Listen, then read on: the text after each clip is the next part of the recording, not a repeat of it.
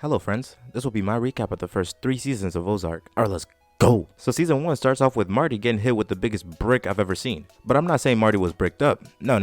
The guy who was sleeping with his wife, that guy was bricked up. And Marty got a video of the whole thing. But that's not important. What's important is that Marty is then forced to work for the Mexican drug cartel called the Navarro cartel. And to do so, he goes to the Ozarks with his whole family and pretends that everything's okay with his wife Wendy, because the cartel has somebody to watch their family 24/7. Wendy also doesn't hesitate to tell their kids, Charlotte and Jonah, that they're working for a Mexican drug cartel to stay alive. They then move into their new house, which comes with a dying old man by the name of Buddy. But soon after moving in, Marty gets robbed by Russ and Boyd Langmore. But he gets most of his money back after meeting Ruth, who he later hires and trusts to run some of the businesses in order to clean the money. But things get complicated when an FBI agent by the name of Petty comes into town to investigate Marty. And to do so, he tries to use Russ Langmore, but they both fall in love with each other. Petty then gets Russ to turn on Ruth, who is his niece, confess that Marty is running money for the Mexican drug cartel. But since Ruth appreciated what Marty has done for her, she didn't say anything. And this is when I knew Ruth was a badass and ride or die, because Russ and Boyd goes to kill Marty because they want to take his money and run away. But Ruth made the hard decision of putting both of them to sleep permanently. So yeah, she killed them. And that left her favorite cousin, Wyatt, without a father. But one thing I quickly learned in this show is that once they solve one problem, 2 more pop up. And these 2 problems are Jacob and Darlene Snell. And they run the largest opium farm in the Ozarks. And sadly for Marty, he was forced to work with them too. So both Marty and the Snells find out that the best way to distribute the drugs is on the water. And the best way of doing it at the time is through this little dummy by the name of Mason, who is literally a preacher on water.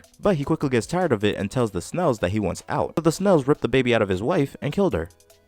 But at least he gets to keep the baby. Anyways, the Snells then turn on Marty, who decides it's time to get out of the Ozarks. But before they could do so, the cartel member that watches them 24/7 tries to stop them. The old man Buddy, who's still alive, comes in and kills him, which makes an even bigger mess because the representative of the cartel by the name of Dell comes into town. Marty then convinces Dell that there's more money to be made with the Snells. So Marty and Dell go and negotiate with Jacob and Darlene. And after deciding to build a casino in the waters, Darlene shoots and kills Dell because she's absolutely crazy. So season 1 ends with the birds flocking together in the Ozarks, right? Yeah.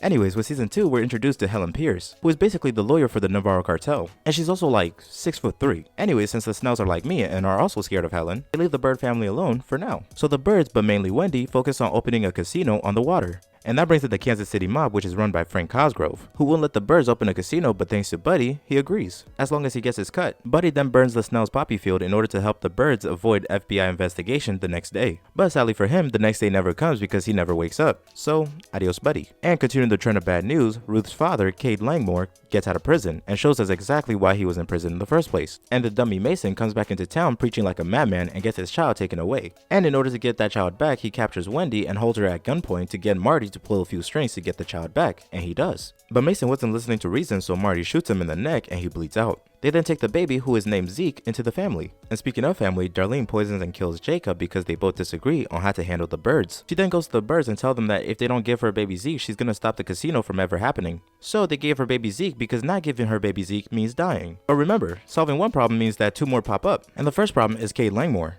who not only tried to rob the birds by using Ruth, but thanks to that, Ruth tells Wyatt that she killed his father, and the relationship falls apart. But Cade also went to Agent Petty to get him to go after Marty, but Agent Petty says no and Cade kills him. This is when I realized that I absolutely hated Wendy, because she's the second problem that pops up. And that's because of 2 things. The first is that Wendy calls a hit on Cade, and the second reason is that instead of making plans to get away from the cartel, Wendy instead made plans with Helen to get in deeper with the cartel, which makes Marty absolutely terrified of his wife. The season ends with them finally opening their casino. In season 3, ironically, the birds face 3 major problems, of course with like 10,000 minor problems. And like how I assume Marty stays organized and manages his team, you could do the same with the use of ClickUp. It can help you stay organized or just make a simple to-do list, like reminding Wendy that the cartel can be trusted and making sure that we all know that Marty Bird is a genius. And with just $5, you could get unlimited storage and a ton of other perks. Link to sign up is down below. But the first problem is Wendy Bird, who wants to prove to Navarro, who is the leader of the cartel, that they can be trusted with even more money. She does exactly that, but is then forced to buy a new casino. And after purchasing said casino, the FBI is brought back into the play, who are led this time around by Agent Maya Miller, who is pregnant, and honestly, after what happened to the last pregnant lady, I'm scared for her. Anyways, due to Navarro's relationship with Wendy, and the fact that he's at war with another cartel, Navarro captures and drags Marty to Mexico to see if the business can run without him, which he finds out that it completely falls apart without Marty, which due to Marty being captured, Wendy realizes that they need to get away from the cartel. So they're finally seeing eye to eye again, but that's when the second problem comes into play, and that second problem is Wendy's brother, Ben, who is bipolar and falls in love with Ruth. Of course, Ruth likes him back, which causes even more problems because Ben goes off his meds, and doing so makes him a ticking time bomb. You see, the leader of the Casey mob, Frank, has a son by the name of Frank Jr., and Frank Jr. absolutely hates Ruth Langmore, so much so that he beats her up and sends her to the hospital. Marty then, to retaliate, cuts ties with the Casey mob. But both Ruth and Ben don't think it's enough because the Casey mob was not supposed to touch Ruth. Ben then goes crazy, revealing to Helen's daughter that Helen is part of the Mexican drug cartel, and since Helen made it an absolute rule to keep that secret away from her daughter, that means she has to get payback by putting Ben on a shirt. And since Ben is Wendy's brother, Wendy tries to run away with Ben, but Ben somehow just doesn't understand that he's not supposed to call anybody, and some way somehow keeps getting phones to call people. Think, Mark! And that makes Wendy realize that he's a liability, so she calls a hit on him. Of course, she's crushed afterwards, but so is Ruth, and Ruth quits working for Marty because of it. Darlene then sees this as an opportunity to get Ruth to work for her, since she already has Wyatt as her new boy toy.